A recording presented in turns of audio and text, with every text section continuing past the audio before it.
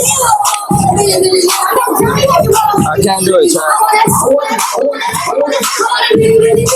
As much as I would love to be like, pull up, eat this up, for all that shit you've been talking, I just can't. I can't go to jail for nobody. I can't. Blueface just turned his live stream into a probation hearing, a relationship autopsy, and a reality show reunion nobody asked for. 1 minute, he is announcing that Chrisean is blocked because she is allegedly watching his moves and talking too recklessly. And the next minute, he is smiling at a mystery number like Temptation personally sent him a "you up" text. Sir, is this a boundary, or are we watching a toxic romance audition for season 47? Then came the alleged receipts, because apparently private messages are now community property whenever the ring light is bright enough. Blueface claimed Chrisean kept trying to reach him after being blocked, even contacting him through another number, while he repeatedly insisted that he could not risk going back to jail for anybody. But the wildest part was not the accusation. It was him admitting that a part of him still wanted to answer, link up, and dive straight back into the chaos, and just when viewers thought the situation had reached maximum dysfunction, online speculation exploded over a hooded figure reportedly spotted near Blueface, with some people claiming it was Chrisean secretly keeping tabs on him. Nothing about that identification has been independently proven, but the internet had already grabbed its magnifying glass, fake law degree, and front row seat. Because what Blueface revealed next made the alleged messages look less like closure and more like the opening scene of another disaster.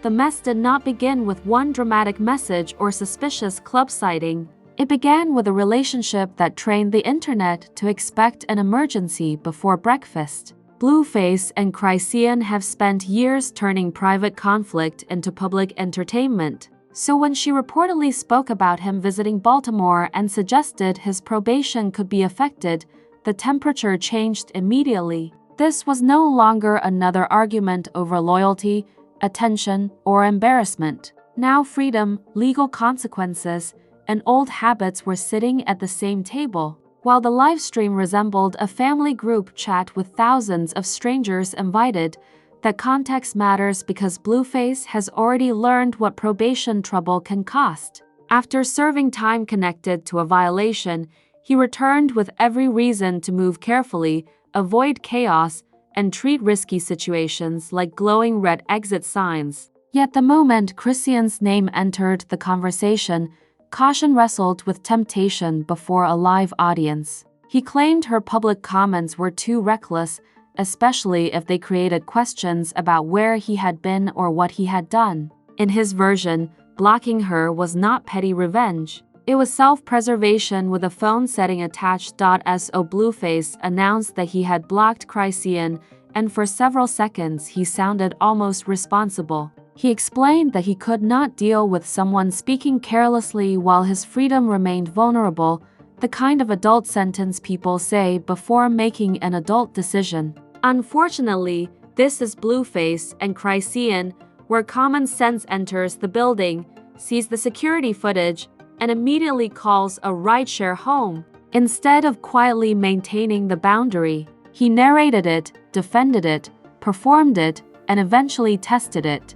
Because apparently blocking somebody does not count unless the internet gets front row seats, then came the unexpected call, or at least the moment Blueface presented as unexpected. Someone around him noticed Chrisean was allegedly trying to reach one of his associates, and the room shifted from livestream energy into a bargain bin surveillance thriller. Blueface claimed she had also contacted him from a random number, asking him to pick up and reconnect. That turned a block into a messier story, because bypassing a blocked number can look persistent, emotional, or strategic depending on who tells it. Still, viewers had his account and what he chose to display, not independent confirmation of who controlled the number. Blueface's reaction was where the scandal truly started breathing. He did not sound completely detached. He sounded like someone standing outside a burning house while wondering whether the couch might still be comfortable. He admitted that part of him wanted to answer, "Meet up," and fall back into the toxic pattern he was supposedly escaping. At the same time, he repeated that he could not go back to jail for anybody. That collision between desire and fear created the livestream's most revealing moment, because his words suggested the danger was not simply Chrisean contacting him. The danger was his own willingness to respond, and respond he did, or at least he announced that he was about to. After insisting he could not entertain the chaos, Blueface decided to text back and ask what she wanted, adding an insult because emotional maturity missed its flight. That move cracked his performance down the middle. If the contact was dangerous enough to threaten his peace, why reopen the door? If the block represented a firm legal boundary, why turn the alleged attempt into a conversation? Viewers were watching a man build a fence, install a lock, deliver a speech about trespassing, and then personally hold the gate open. The alleged receipts made everything more theatrical. Blueface appeared determined to show the messages clearly, asking for the lighting to be adjusted so viewers could see the phone. That was not a reaction. It was evidence theater and reputation management disguised as spontaneous chaos. The brighter the screen became, the more obvious it seemed that he wanted to win the public narrative while protecting himself. His intended message was simple. Chrisean was still reaching out, still trying to reconnect, and still allegedly refusing to accept the distance he claimed to need. The livestream had become an exhibit with a ring light, but receipts shown on a livestream are not independently verified proof, and that distinction mattered immediately. A visible message can show words on a screen, yet it cannot automatically establish who sent them, what came before, whether anything was deleted, or what happened after the camera moved. Blueface controlled the angle, timing, and explanation, while Chrisean's side was absent in that moment. The internet did not pause for authentication. Social media transformed into a courthouse where everyone had a closing argument, nobody had discovery. And the jury was producing memes before the alleged evidence had finished loading. The deeper issue was not whether one person pressed call too many times. It was how quickly both names pulled the public into a familiar cycle. Their history has conditioned viewers to expect blocking, reconnecting, accusations, emotional reversals, and conversations becoming public exhibits before anybody can breathe. Blueface's commentary showed why that cycle survives. He described the contact as reckless, claimed it could create consequences, admitted the toxic pull remained, and then engaged anyway. That is not clean separation. That is a revolving door wearing a "Do Not Enter" sign while spinning so violently that reality television would request a safety inspection.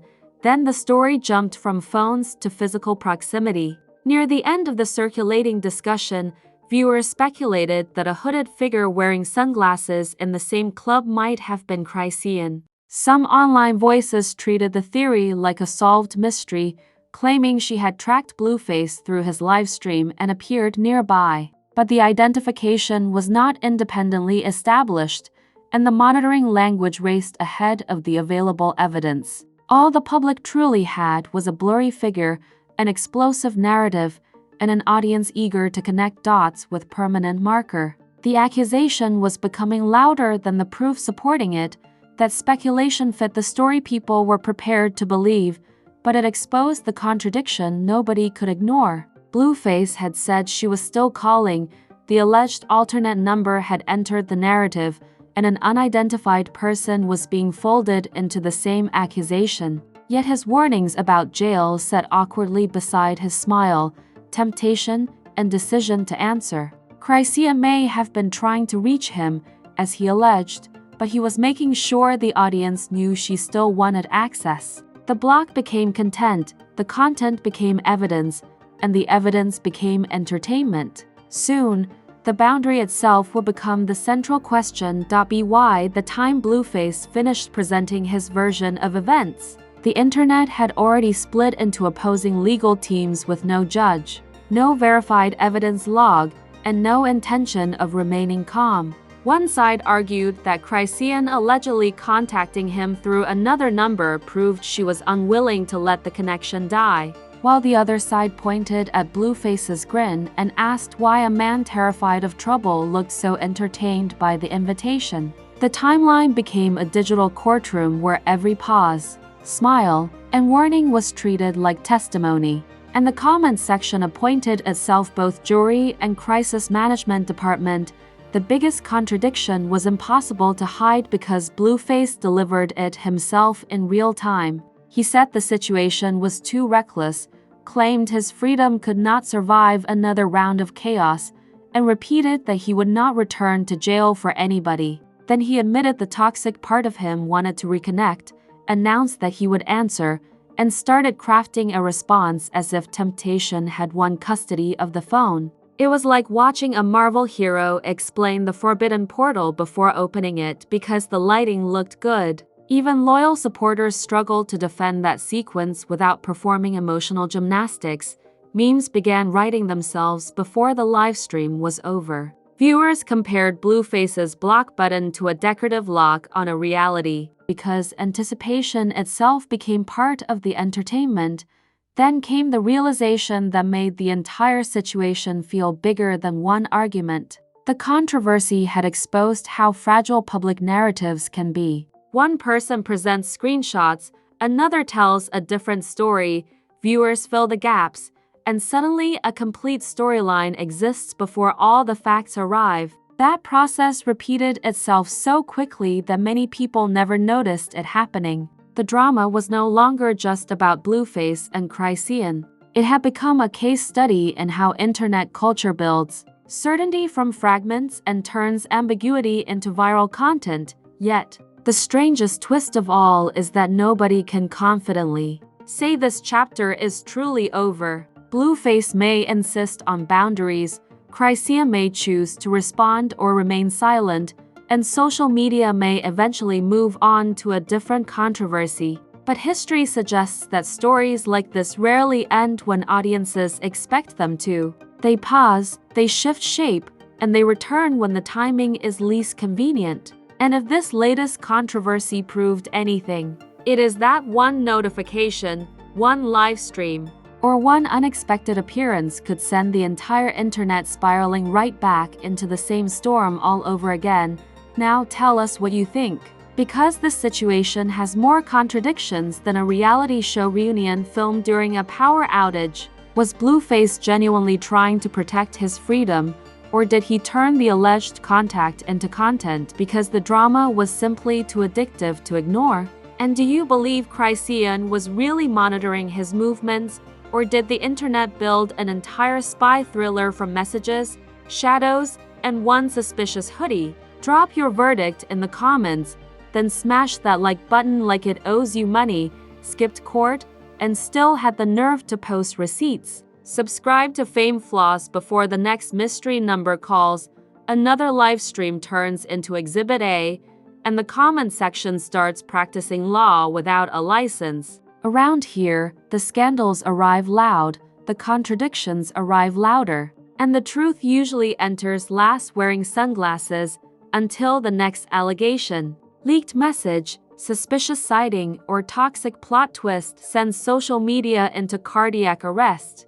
Keep your notifications on and your judgment sharper than Blueface's block button. This is Fame Floss, where celebrity perfection gets exposed, public stories fall apart under the spotlight, and every flawless image eventually reveals the mess hiding underneath.